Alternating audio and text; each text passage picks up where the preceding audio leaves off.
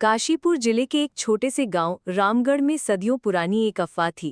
कहते हैं कि बहुत साल पहले वहां एक पुराना किला था, जहां एक राजा की रानी की याद में एक तालाब बनवाया गया था। तालाब के किनारे एक बरगद का पेड़ खड़ा था, जिसके नीचे रात होने पर किसी को जाने की सख्त मनाही थी। गांव वाले विश्वास करते थे कि उस पेड़ के पास शाम ढलते ही एक प्रेतनी प्रकट होती है, जो अपनी खोई हुई माला की तलाश में भटकती है। एक पूर्णिमा की रात 4 दोस्त राजेश, अमित, विक्रम और सूरज हौसला करके वहां रुकने का प्लान बना बैठे। सबको लगता था कि भूत प्रेत जैसी बातें सिर्फ किस्से हैं, हकीकत नहीं।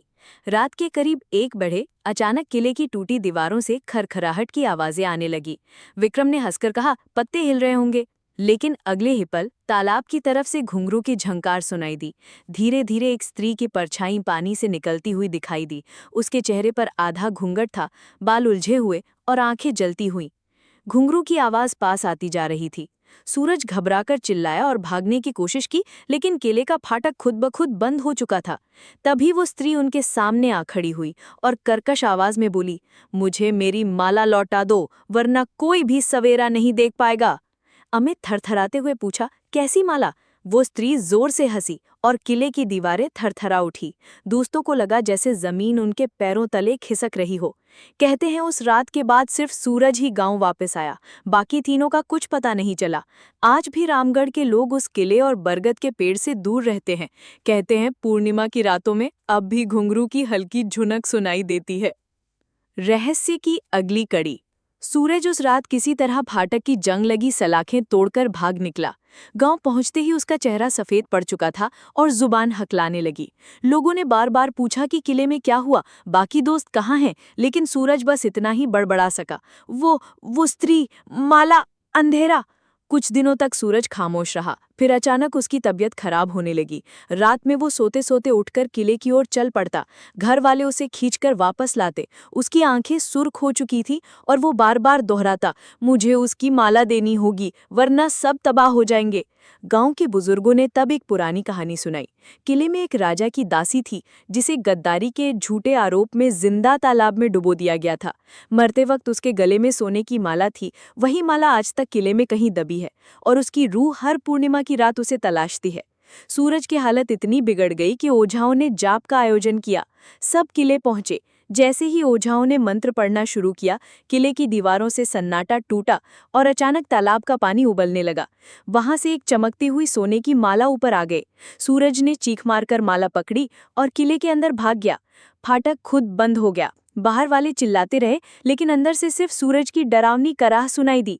सुबह फाटक खुला तो किला सूना था। ना सूरज था, ना कोई और। बस बरगद के पेड़ पर वो सोने की माला लटक रही थी, जो हल्के हल्के हिल रही थी। उस दिन से कोई भी पूर्णिमा की रात रामगढ़ किले के पास नहीं जाता। कहते हैं कि अब सूरज की रूह भी उसी दासी के साथ वहां घूमती है। तीसरा और अंतिम भाग। रामगढ़ गांव के किले और उसके बरगद के पेड़ की भयावह किस्से धीरे धीरे पूरे इलाके में फैल गए। लोग कहते थे कि किले में अब 2 रूहें भटकती हैं, दासी और सूरज। इसी दौरान शहर से एक वैज्ञानिक डॉक्टर आरव आया। उसे अलौकिक घटनाओं की वैज्ञानिक सच्चाई जानने का जुनून था। गांव वालों ने उसे मना किया, लेकिन वो नहीं माना। डॉक्टर आरव ने पूर्णिमा की रात अकेले किले में ठहरने का फैसला किया। उसके पास रिकॉर्डर, लाइट और एक डायरी थी। रात ठीक 1 बजे वही घुंघरू की झंकार गूंजी। किले की टूटी सीढ़ियों पर पहले दासी की छाया उतरी और उसके पीछे सूरज की रूह। सूरज की आंखें लाल थी और चेहरे पर भयानक हंसी। डॉक्टर आरव डर गया, लेकिन हिम्मत से पूछा, तुम दोनों यहाँ क्यों कैद हो? तुम्हें शांति क्यों नहीं मिलती? दासी की भारी आवाज गूंजी, मुझे झूठे इल्जाम में जिंदा डुबो दिया गया था। मेरी माला मेरी निशानी थी। जब तक कोई बिना लोभ के उसे सही ठिकाने पर ना रखेगा, मेरी रूह भटकेगी। सूरज बोला, मैंने माला ली, लालच किया और उसी लालच ने मुझे बांध लिया। अब मैं भी यहीं का हिस्सा हूँ। डॉक्टर आरव ने विचार किया और साहस बटोरकर वो माला जो अभी पेड़ पर लटक रही थी उतार लाया। उसने किले के तालाब के किनारे दिया जलाकर माला को पानी में विसर्जित कर दिया और शांति की कामना की। अचानक किले में जोरदार चीखें गूंजी, दीवारें हिलने लगी, लेकिन फिर सब थम गया। जब डॉक्टर आरव ने आंखें खोली तो किला निर्जन था। दासी और सूरज दोनों की छायाएं धुएं की तरह उड़कर गायब हो चुकी थी।